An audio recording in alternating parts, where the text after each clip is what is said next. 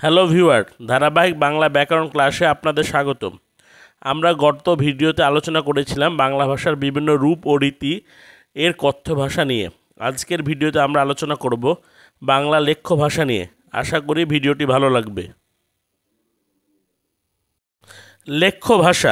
লেখ্য ভাষা হলো ভাষার লৈখিক রূপ, যে ভাষা কাগজে কলমে লেখা হয় কিংবা সাহিত্য চর্চা, বই পুস্তক, সংবাদ মাধ্যমে ব্যবহৃত হয়, তাই লেখ্য ভাষা। লেখ্য ভাষা মার্জিত, শুদ্ধ ও ব্যাকরণ সিদ্ধ। লেখ্য ভাষার দুটি রীতি রয়েছে, সাধু ভাষারীতি ও প্রমিত লেখ্য বা চলিত ভাষারীতি। সাধু ভাষারীতি 19 শতকে বাংলার যে লিখিত রূপ গড়ে ওঠে তার নাম দেওয়া হয় সাধু ভাষা। রাজা রামমোহন রায়ের মতে সাধু সমাজের লোকেরা যে ভাষা কহেন ও শুনেন সেই ভাষাই সাধু ভাষা। অর্থাৎ বাংলা গদ্য সাহিত্যে ব্যবহৃত সংস্কৃত শব্দবহুল, সুষ্ঠু, মার্জিত, সর্বজনবোধ্য, অর্থোচ্চ নিয়মবদ্ধ ও কৃত্রিম ভাষারূপ হল সাধু ভাষা। যেমন, তখন তাহাকে জিজ্ঞাসাবাদ করিবার জন্য উকিলবাবু গাত্রোত্থান করিলেন। সাধু ভাষা গুরুগম্ভীর ও তৎসম শব্দবহুল। সাধু ভাষায় সর্বনাম ও ক্রিয়াপদের পূর্ণরূপ ব্যবহার করা হয়, অসমাপিকা ক্রিয়ায় পূর্ণরূপ ব্যবহার করা হয়।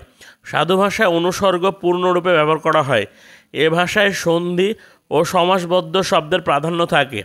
সাধু ভাষা মার্জিত ও সর্বজনবোধ কিন্তু বহুলাংশে কৃত্রিম। সাধু ভাষা বক্তৃতা, কথোপকথন ও সংলাপের অনুপযোগী। সাধু ভাষা ব্যাকরণের নিয়ম পূর্ণাঙ্গভাবে অনুসরণ করে। সাধু ভাষার পদবিন্যাস সুনিয়ন্ত্রিত ও সুনির্দিষ্ট।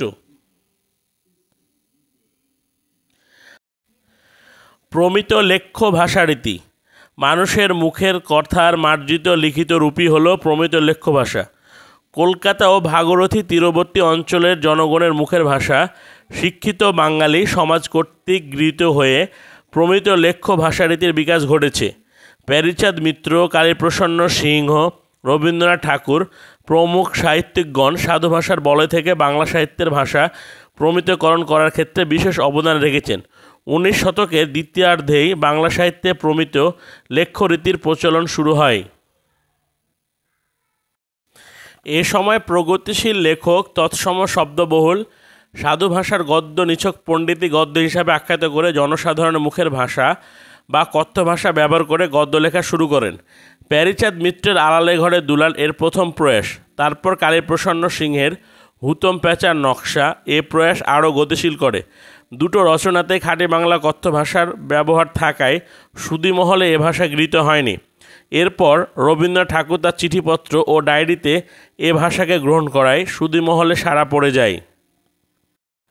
1914 সালে প্রমোদ চৌধুরী সবুজপত্র পত্রিকার মাধ্যমে প্রমিত কথ্য ভাষা পুরোপুরি লেখ্য ভাষায় হিসাবে মর্যাদার আসনে স্থান দেন। প্রমোদ চৌধুরী লিখলেন, শুধু মুখের কথায় জীবন্ত, যতদূর পারা যায় যে ভাষায় কথা কই সে ভাষায় লিখতে পারলে লেখা প্রাণ পায়। তারপর থেকে ক্রমান্বয়ে প্রমিত ভাষা হয় সাহিত্য রচনার প্রধান ভাষা। বর্তমানে সাহিত্য, পাঠ্যপুস্তক, সংবাদপত্র ছাড়াও সর্বক্ষেত্রে প্রমিত লেখ্য ভাষার একচেটিয়া প্রাধান্য লক্ষ্য করা যায়। প্রমিত ভাষার বৈশিষ্ট্য: প্রমিত ভাষা তদ্ভব দেশি ও বিদেশি শব্দবহুল। প্রমিত ভাষায় সর্বনাম ও ক্রিয়াপদের সংক্ষিপ্ত রূপ ব্যবহার করা হয়। প্রমিত ভাষায় কতিপয় বিশেষ্য ও বিশেষণ পদেরও সংক্ষিপ্ত রূপ ব্যবহার করা হয়।